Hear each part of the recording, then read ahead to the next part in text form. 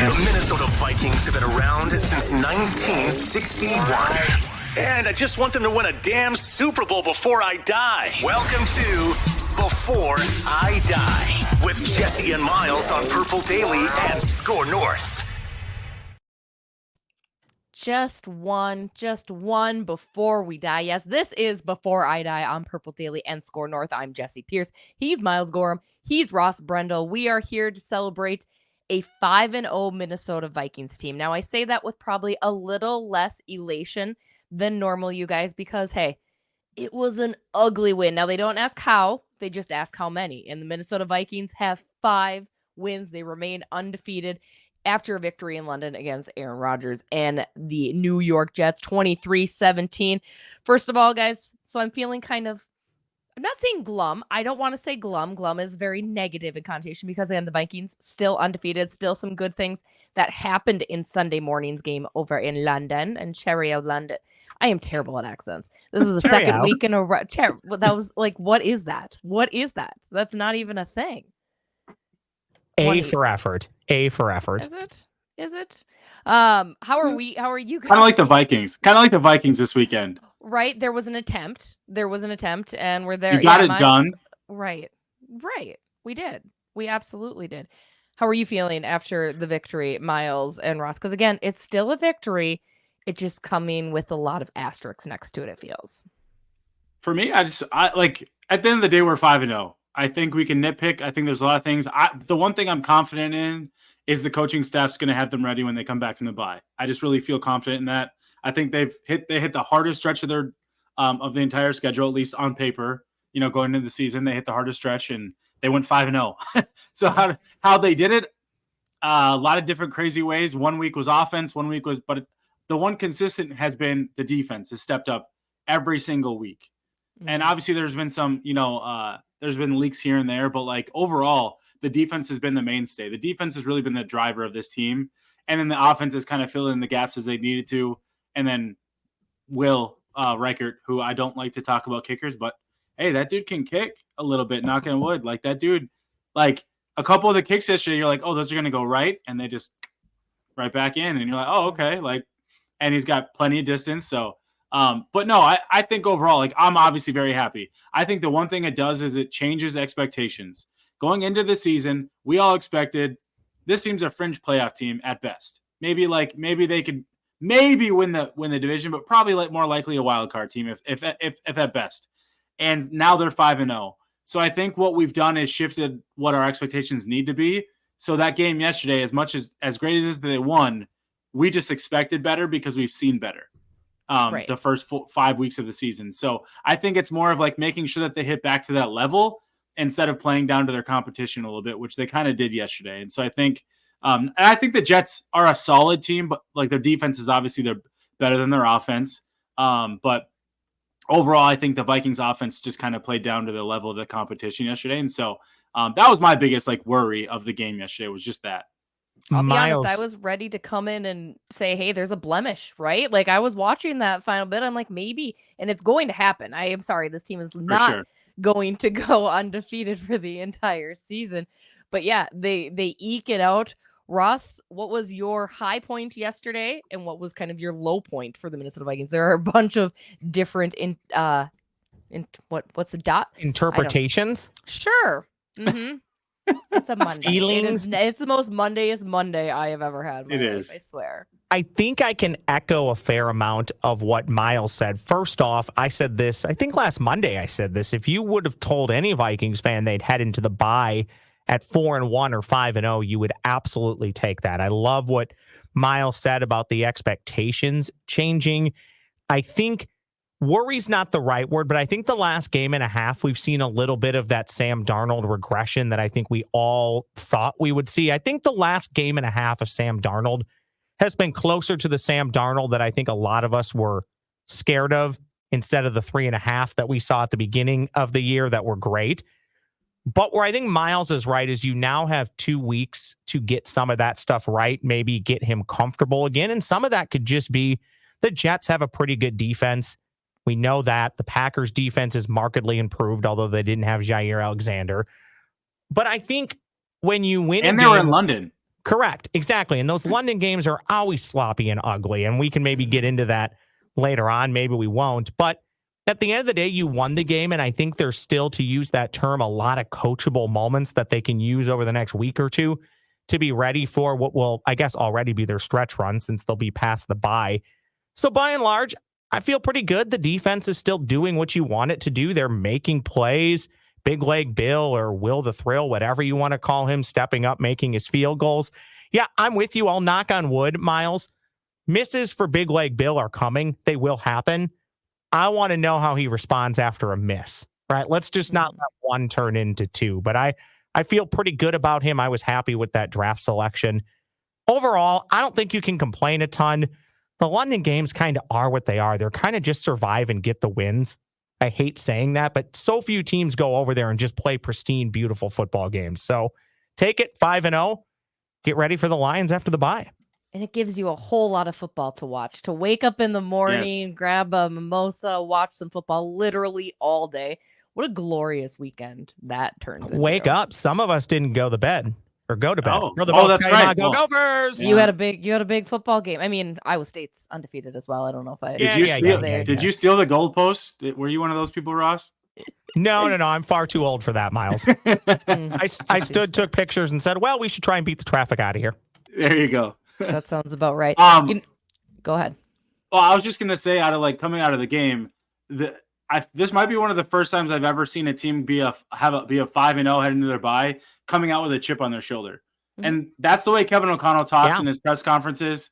And I think Brian Flores and I think some of the players, they're talking as if like they're not 5-0. They're talking like they're like 3-2, 2-3, just kind of like around playing good football here, okay football here, as if they're not 5-0 and atop the NFL and the NFC right now. So I think that's maybe that's a positive, because sometimes team could go into the bye 5-0, kind of like excited, oh, we're good, and then come out. We'll see how they come out, but I just think it's funny that like they seem like they have a chip, like they're mad.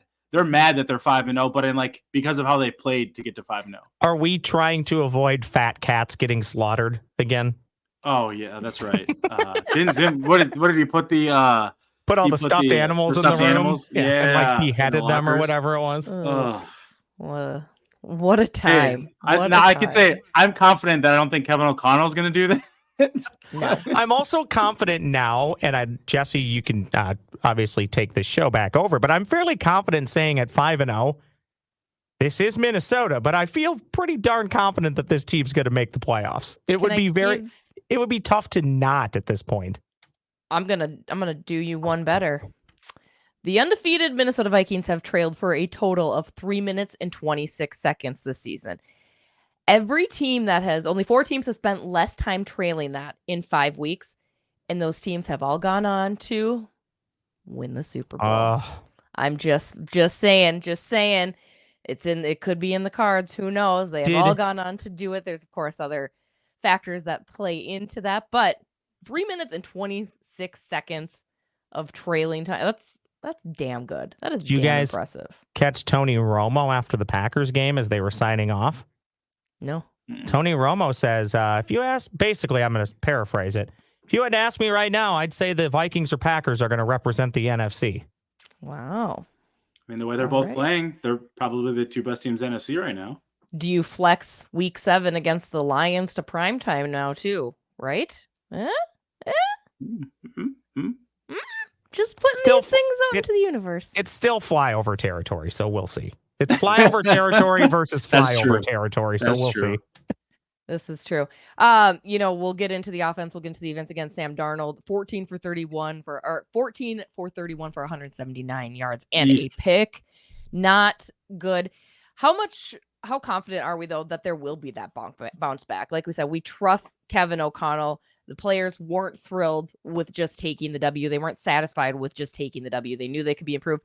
Are we confident that Sam Darnold is going to return to that week 1, week 2 form? Because in general, still, the Vikings opened up the game well, right? I mean, they still looked they jumped out to that hot start, and things just kind of faltered like they did even the week prior. Myles, how confident are you that Sam Darnold, though, is going to let this be a blip and he'll get back to his regular scheduled programming after the bye? I think it's clear that he needs these 2 weeks because he's banged up. Like, that dude's taking some hits. he had a couple, like a knee injury or two here the last couple of weeks. Then the way he got hit in the ribs yesterday, which it looked clear to me that was impacting his accuracy yesterday a little bit. To go with him potentially seeing some ghosts, I think there might have been some of that happening. But it did seem like he was a touch late on like most of his throws and his decision making, and it just looked like you didn't see the same type of like zip on every throw that we got used to seeing early in the season. And so the accuracy definitely was the biggest impact. So I think the couple weeks off is really going to do him wonders.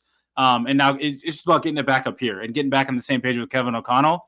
I think Kevin O'Connell needs to do a better job of finding some like easy layups for Sam Darnold. He doesn't have Kirk Cousins at quarterback. I think there's always this belief that you could put more of the onus on Kirk Cousins because A, you're paying him a lot of money. B, he is a better quarterback and more of that like top half of the league type quarterback, where Sam Darnold can play those in stretches, but he's probably not going to give you an entire season where he's a top 10-ish quarterback, right? So I think Kevin O'Connell needs to do a little bit of a better job, like giving him better layups, more quick throws, more opportunities just to kind of get the ball out of his hands quickly that we didn't see yesterday.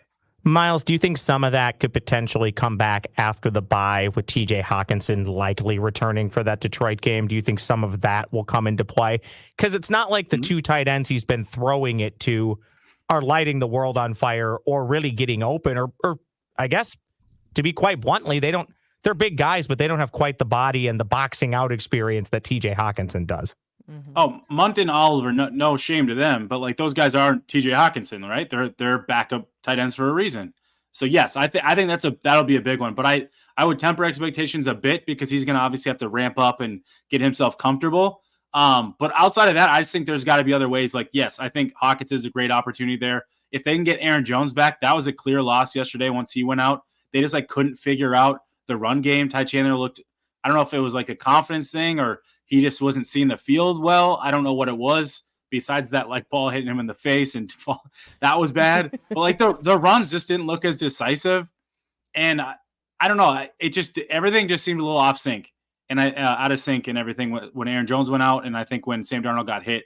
And so I think if they can get some of those things back, I think they'll be fine. And then get JJ back in. No. Oh my gosh. Jets. He's got Jets. The chain now with the jet. He's really leaning into it every more. time. I talk to my wife about this every week. I'm like, I call him JJ Jets, and I always do it. And I'm you're getting a flow of talking, and then all of a sudden you say it, and you're like, it stops you right in its tracks. But if you can get Jets more involved, it like the issue yesterday too was I think when Darnold was feeling pressure or feeling like he didn't know what to do with the ball, he's like, I'm just going to throw it up to Justin Jefferson, which in a lot of cases it's like, oh yeah, like do that, right? Like, but there was some like easy layups and easy throws that he missed. I think Munt, there was one where Justin Jefferson went deep and Darnold rolled out a little bit, and you see Munt come wide open, I think like maybe 15 yards down the field toward the sideline, and instead of throwing it to him for the easy, first down, he tries to throw it up to Jefferson for a touchdown. And again, I'm all for like taking shots, but sometimes you got to just take what the defense gives you. And so I think maybe a little bit of that give and take there too from Darnold we need to see a little bit more of.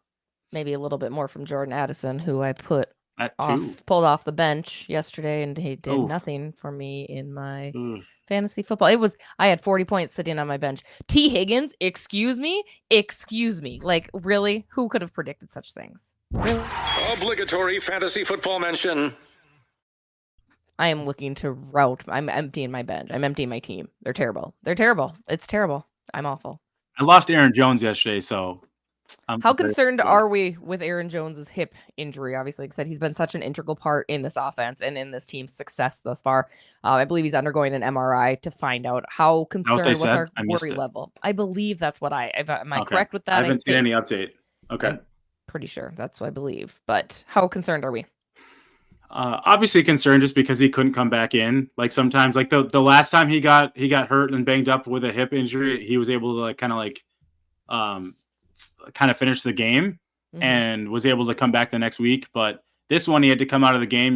They had shown him running and on the sides and things like that, and he just didn't look comfortable at all. So never fun. You just hope it's more of like a muscle tissue issue, not anything like lingering. So we'll see, but confirm. Okay. So there was an MRI. All right. Hopefully it's a positive one. Hopefully it comes back clean. Sometimes I do my research, guys. Sometimes I know a thing or two.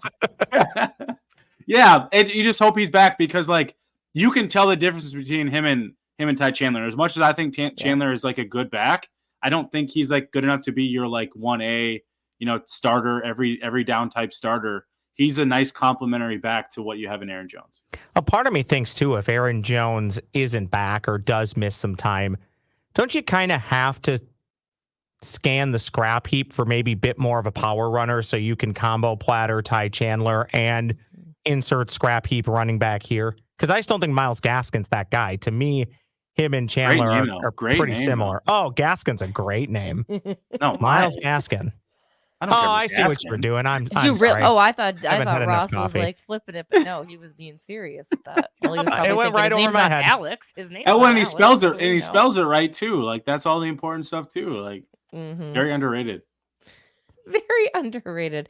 It's the easiest segue of the show since we're talking about injuries. Ross, is there anybody that we could call? Yeah, you know what, Jessi? First off, 11 out of 10. Well done. The segue wrote itself. And maybe, just maybe Aaron Jones, although I think the league offices and the Players Association wouldn't allow him to, but maybe he should consider Nicolay Law. Quick shout out to the exclusive personal injury law firm of Purple Daily. You know it. It's Nicolay Law. They know that when you or a loved one gets injured, ordinary life can come to a stop. We don't want that happening. Things get complicated. That's where the folks at Nicolay Law come in. They're just your normal everyday folks, the one you see at the gas station, walking the dog like Myles and Jessi do, or at your local watering hole like Ross Brendel and Judd Zulgad are wont to do. Normal everyday folks who are here to make sure you get the compensation you deserve after an accident. If you've been injured, get Minnesota's local award-winning injury lawyers. Get Nicolay. Start your path to winning at nicolaylaw.com. That's nicolaylaw.com. Or give them a call at 855-NICOLAY. That's 1-855-NICOLAY. I want to talk about another shining bright spot before we move on to some of our comments from YouTube. Cam Bynum. First of all, we need to address the interception, the little Parent Trap handshake. I will admit, as much as I grew up and loved that movie, I did not recognize it immediately. Did you guys? Are you guys familiar with the Parent Trap? First of all, the Lindsay Lohan version of the Parent Trap. I've also seen the old school Parent Trap, which was also fantastic film. I'm actually more familiar with the OG one because I used to watch that when my grandmother would babysit me. That was like the only movie that she had was the original Parent Trap. It's a good. I mean, it's the girl just has short hair. It's just not Lindsay Lohan. I mean, really, that's the only difference, kind of. I don't remember the stepmom being as a big part in it. Did we just teach Myles about the original Parent Trap? I feel like he's looking it up right now. I definitely was looking it up. Because I think I knew that there was an original old one back from back in the day, but probably mid 60s. I don't 50s. Something. That's what it looks like. Yeah, it looks like 1961. I think it's black and white, right? I don't even remember if it was in color. Probably pretty close. To be honest. Yeah. No, I've not seen that one. I've seen the Lindsay Lohan one though. That one I'm familiar with. I didn't recognize the handshake at the time, but when they showed the replay with the simulcast, it was like, okay, that's pretty cool. It's pretty unique. I don't know how people come up with this stuff. What was he? I don't know why he was watching Parent Trap or thinking about Parent Trap to do that. But hey, it's all about entertainment, baby. Sports, they're just pure entertainment. But beyond that, Cam Bynum having a fantastic season. How important is it for the Vikings to start considering his future with this team and how long they want to lock him up? I mean, is that something that should be imminent, an extension coming sooner rather than later for Cam Bynum? Yes, 100%. I felt like it should have happened before the season. I was actually kind of surprised we didn't see something happen. And I don't know if it's more Bynum wanting to bet on himself, Kwesi and Co not wanting to overpay the safety market. But Bynum is everywhere, right? I think he's one of those players, especially with, you expect, who knows, Father Time. Harrison Smith doesn't ever seem to retire. But you would think he's not in your next year's plans, but it seems like you never know. But you would assume he's not in your plans next year. So it feels like you don't want to lose him and Bynum. You have Josh Metellus, who's got one more year on an extension than he signed last year. And then you have unknowns behind that. So it's kind of I think Bynum's an integral part of that defense that you'd probably want to lock up, but who knows what they do. But it wouldn't surprise me if I don't know what the tag number looks like, but maybe they consider tagging him if they can't get a deal done. But definitely a guy that you should keep around. Ross, Felt like thoughts? Yeah, it felt like something that maybe would have got done at the beginning of the year, but also for the first time in a long time, not that you ever want to cost yourself more money, the Vikings are sitting in a decent position where sometimes they can maybe take a wait and see approach on a player that maybe they're not 100% convinced of because they actually have some cap flexibility this upcoming offseason and the following one. So part of me thinks that was a part of the decision. It also wouldn't surprise me if this is something that gets done over the bye week before we see the Vikings take the field again. So we'll see where it goes from there. I'd be absolutely surprised if he's not a member of the Minnesota Vikings for the foreseeable future, though. I'd agree. Let's hit some comments from YouTube. Dive in a little bit more conversation from our friends over on the YouTube. The YouTube machine. The YouTube machine.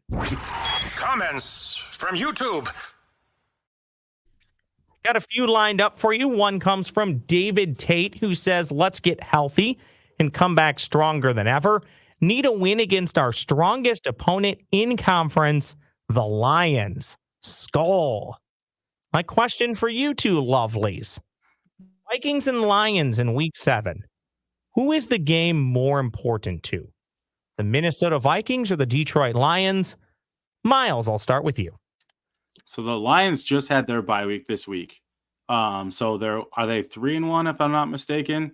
I think about it. I think they're 3-1 right now. Just one loss for the Lions. Yeah, so we'll see where they're at if they can win their next game while the Vikings are on bye. I think a 4-1 versus 5-0 matchup is a really fun one. I think that one has a little bit more implication. Whereas a little bit more like I would choose the Vikings there. Whereas like if the Lions are 3-2 and the Vikings are 5-0, I'm probably like the Lions definitely need that one more than the Vikings do at that stage. Now, if like I said, if it's 4-1 versus 5-0, I think that's a Vikings. You want to continue that to keep that lead. Now you want to win all divisional games. That's always the case. But if you're going to lose any, I feel like you'd rather lose to a 3-2 Lions than a 4-1 Lion team. I think based on the outcome of, not just this past week, but even going back to the week before where they faltered, I think the Vikings need to show that they have it in them. I want to see them come out with another defining win. As you'd mentioned, it's another conference opponent. You want to get those victories, and it's against a strong one in the Detroit Lions, of all things, who always seem to play with a little extra chip on their shoulder. I'm always going to kind of lean toward it being important for the Vikings just because I want to be solidified and even more confident in this team moving forward. Like, yes, this is the real deal. Get a big victory over Detroit. Let's do it. Let's go. Except Amon-Ra St. Brown can have a good game because he's on my fantasy football team. So same. Couple of quick follow-ups. I think to Myles' point, you never want to lose division games, but in my opinion, it's always easier if you lose them on the road because at least you can say, well, it was a road game. I think you'd rather win at home if you're going to end up splitting.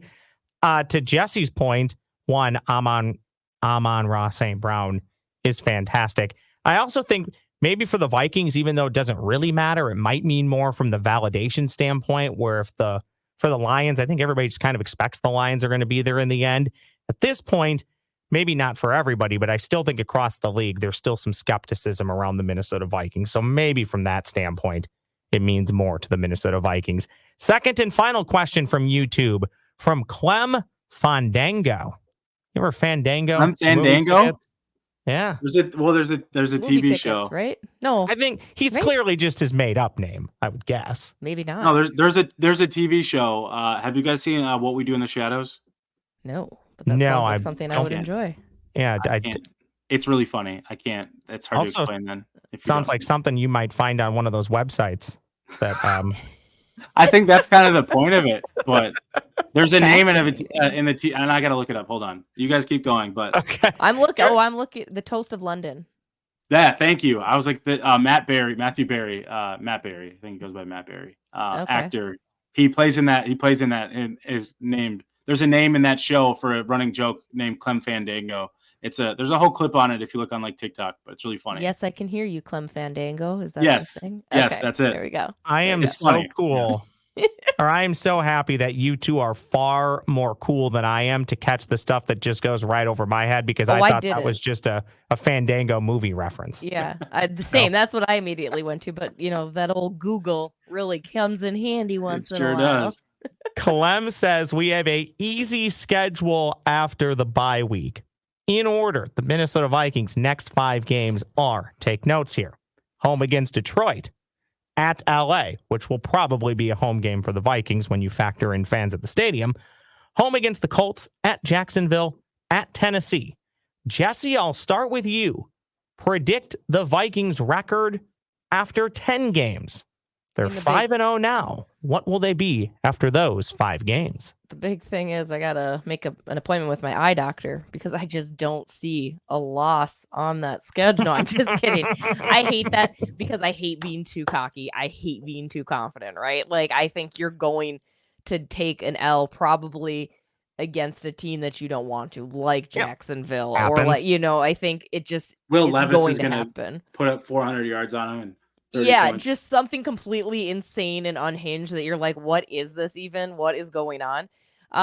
But I think after 10, I could see 8-2, right? Like I wouldn't be upset about that. Again, I will admit it. I had said that this was just maybe a 7-8 win team heading into the season. So I am beyond thrilled. But just to give myself a little leeway, a little safety net, if you will, I think there's going to be maybe 2 losses after 10 games. It's going to happen. That's my thought. As much as I want to say that they're going to go on this undefeated run, it's just the realist in me is not going to have that. Myles, what do you got?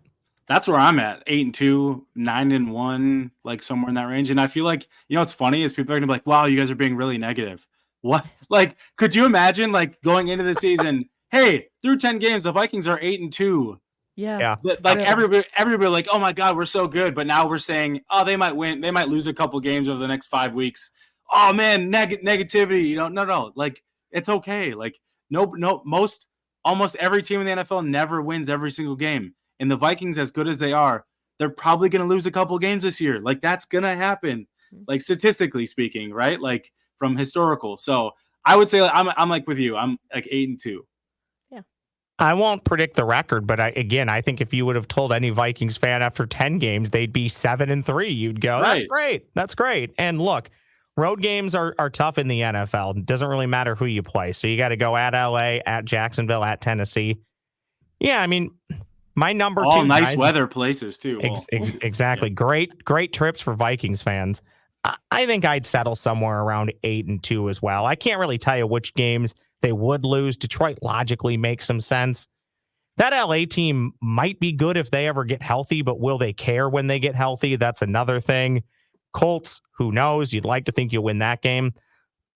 Logically, you should beat Jacksonville and Tennessee, but back-to-back road games, something tells me you probably dump one of those, so we'll see. But hey, be happy. 5-0. 7-3, 8-2. That's awesome. Victory. It's a Victory Monday, by the way. You can get that shirt at scorenorth.com. Click on merch, scorenorth.com/shop. I am a shill. There's also some cool new items up there, including what did I just put up there today? Judd is my sports dad is available. You can get that one. Oh, and I was told, inspired by Phil Mackey, but I was told Vikings aren't going to win without Kirk Cousins. I was waiting. You would actually not believe how many requests have come in for a "But I Was Told" shirt. So right now it is currently available at scorenorth.com/shop. Get your shopping on. There's also a Before I Die shirt, right? Is there that merch available? A couple of them, yeah. See, we got all that. Should we do our Before I Dies then? Well, we should. But before we do that, let me tell you that 1-0 in conference play, St. Thomas back in action this Saturday, heading out east. You want to see a crazy travel schedule in college football? Look up the locations of the teams in the Pioneer League that St. Thomas plays. Teams in California, Florida, all over the place. Must Incredible. Be rough for those players. St. Thomas football hits the road to take on Marist this Saturday in New York on 1500 ESPN and 1500ESPN.com. Pre-game is at 10:30 a.m. Kickoff at 11 on 1500 ESPN and at 1500ESPN.com. Time now for the Before I Die crew to give us their Before I Dies. All right, as we do each and every week, each member of the Before I Die crew is going to give their Before I Dies, which is little gripes, little groans, sports related, maybe not sports related. Boys, is anybody pining to get theirs out first? I actually just thought of mine. Okay, So I didn't Roll. put any thought into this until 10 seconds ago. Nice. At what point Nice are we prep work. actually going to know the recipe or ingredients in a Dr. Pepper or Diet Dr. Pepper? Why does that have to? Why does that have to be held like it's some state secret? Because it's delicious. That's why. Like, there's no need to argue it. No, there is no need to argue it. I like it. I'm just saying it'd be kind of fun to know what's in there. That's So what we're before going I with. die- We can tell that you did no prep work for this at all, because that's what we're going with. That's just So like okay. do we know what's in like a Coke, a Sprite, all those things, but we just like Dr. Pepper's got like this great secret or what? No. But Dr. Pepper goes out of their way to say we have 23 different flavors. Coke doesn't go out of their way to tell you how many different ingredients are in there. Root beer doesn't go out of their way. It's like the KFC thing where they have like the 11. Correct. Yeah. Okay. But Dr. Pepper loves to tell us how many different ingredients or spices or whatever are in their pop. Okay, well, if you're going to showboat, tell us. Be proud of your work. Whatever you're doing, keep it up. That's all I say. Why does Diet Coke taste different depending on how you consume it or where you consume it? Well, I know it tastes better with some rum. Sure. But like McDonald's Diet Coke is very different from a bottled Diet Coke, which is different from a canned Diet Coke.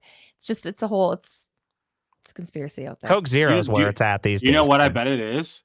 I bet you it's the water used and where the water comes from. There we go. Yeah. This is a General Mills guy. He knows a little something about this I don't work stuff. at General Mills. We hate General Mills. I don't hate General Mills. Well, and there goes that sponsor. But I don't work for General Mills. I don't. Which one was it? Post. Oh yeah, Post. We don't. Yeah, Raisin Bran. Right? It's a Post cereal. No. Yes. Let's see how many Post cereals can Jessi name, which is probably more than I can name, by the way. But since she's down that road, I don't work on the cereal side. Grape nuts. Grape nuts. Raisin Bran's Kellogg's. I don't Grape work on the nuts. cereal Grape side. nuts is Post. Probably.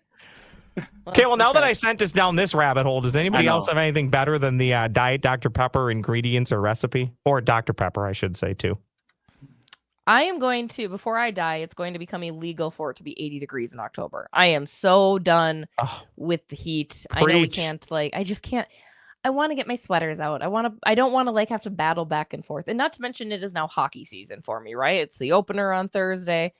It's very hard to go from a hockey rink to outside and be dressed accordingly for both. And because, yes, that is something I care about, is how I am dressed for both ventures. And I hate being hot. I freaking hate being hot. I can't handle it. I don't mind being a little chilly. I'm just ready for cooler weather, you guys. That's all. That's my gripe. I don't think there's anything we can do about that. This cannot change before I die, because it's almost like the climate is changing.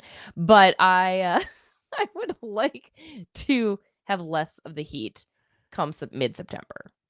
I love fall. I'll just leave it at that. I love fall. Let's get an elongated fall. I'm just the type, once I bring out the sweatshirt, once I bring out the pants, right, I don't go back. So oops. And what sucks is it gets 80 and I'm wearing this because this is my attire now. Yeah. I don't go back. Same when the summer hits. When the summer hits and I get in the shorts, I'm not going back. I just can't do it. I know. Are you guys a jeans and a t-shirt for that in-between weather, or are you shorts and a sweatshirt for the in-between weather? I am a sweatshirt and shorts all day, right? All day. I am very cold-blooded, so I went for a walk on Saturday morning and it was 52 degrees and I was wearing shorts and a t-shirt. So takes me a bit before the crossover, but if I had to guess, I'd actually say it's probably jeans and a t-shirt. Hey, Pooch.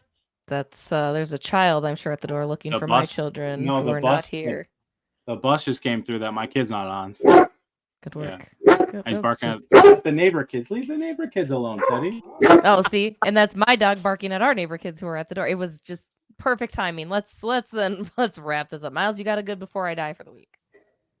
So we talk. We have kids. You and me, Jessi. We both have young kids, and my favorite thing this weekend was the fact that I got to wake up and watch football right away, and then the rest of my day was a little bit more open. Yeah. I would just love them to accommodate parents by having an early morning game like once a week. I don't know. Like obviously the Vikings are going to do that every week. I mean, I wish they would, but it won't be the Vikings. It doesn't have to be an England game. Like I don't care that it's in London or whatever. Like let's just do it here. Hey guys, we're having a 9 a.m. kickoff time, and let's just start doing that once a week and just like see what happens. See how much happier people like myself are going to be because I get to wake up, just watch football right away, drink my coffee. We had my wife's really big into we like Bloody Marys. Most of us do, but we like Bloody Marys. We realized we hadn't had a Bloody Mary in so long in our house. We didn't have like the celery salt to put her on. Oh, sad. Right? Like we just had a virgin Bloody Mary where you just where you put like just the pickles. I like to put a little bit of jalapeno juice to spice it a little bit, you know, that type of stuff. But you know, it's good, and it's nice to wake up to that and just like get to watch. And then we did stuff late in the day, so I don't know. I just want a little bit more of that in my life. Not a parent, but I've always said every NFL game should start at noon. I'd be okay with a slightly earlier start. And I will tell you guys, every time I'm a Gopher football season ticket holder, why, I don't know. I guess I love the punishment. Just like, that's why I like the Vikings. But I will tell you this, anytime I see a start time that's not at 11 a.m., I let out an audible groan. Like the 11 a.m. start 100%. Time is great. It's as good as it gets. It is great. It is. I can't go wrong. You guys know how I feel about just like day drinking and getting my day started early. So I completely helps you go to bed early.